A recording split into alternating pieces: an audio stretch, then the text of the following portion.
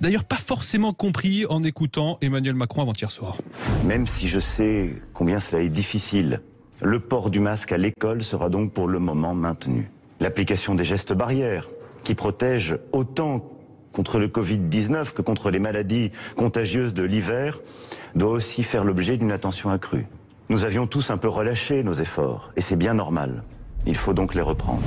Et c'est donc le ministère de l'Éducation nationale qui, après cette intervention du chef de l'État, a précisé que le masque serait de retour partout dans toutes les écoles du pays, y compris dans les départements où cette obligation était toujours levée. On en parle avec notre invité. Oui, Arthur, on en parle avec Virginie Acliouat, professeure des écoles, syndicaliste et secrétaire départementale du SNU IPP FSU 13. Bonjour Virginie Acliouat. Bonjour. Et bonjour à vous, merci d'être avec nous. Que pensez-vous de ce retour du masque obligatoire partout dans les écoles, et ce dès lundi? Vous avez été surpris par cette annonce, Virginie Acliouat?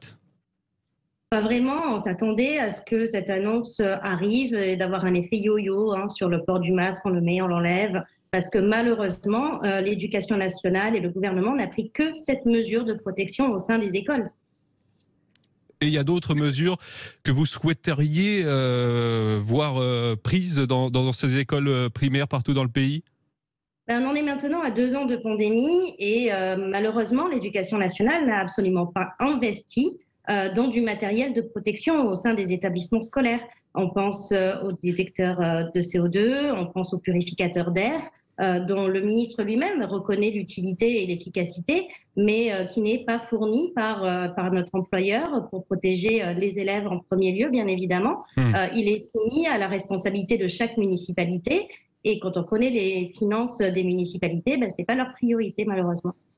Et chez vous, dans les Bouches-du-Rhône, vous avez toujours gardé le masque dans les écoles primaires. Ça ne va pas changer grand-chose finalement pour vous?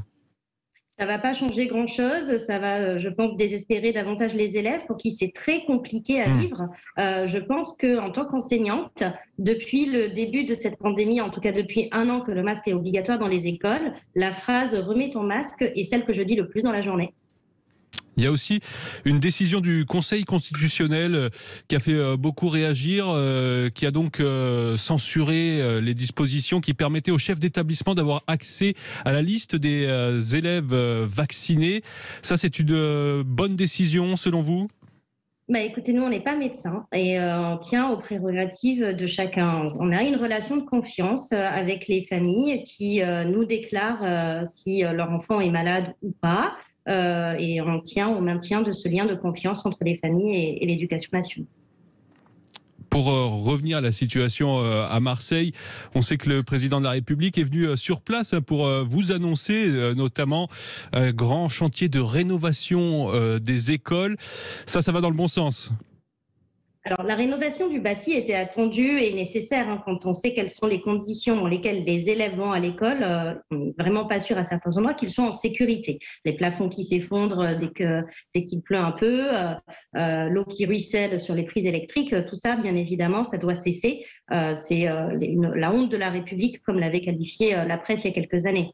Mais ce que le président a surtout annoncé chez nous, c'est une contrepartie sur le plan éducatif qui est juste insupportable. Quand il annonce que dans 50 écoles laboratoires, il mènera une expérimentation où les directions d'école pourront choisir leurs enseignants et où ces écoles auront des moyens supplémentaires si elles réalisent des projets innovants, alors que toutes les écoles font des projets innovants avec leurs élèves, ça c'est quelque chose qui a énormément de mal à passer chez nous et dont on ne veut absolument pas.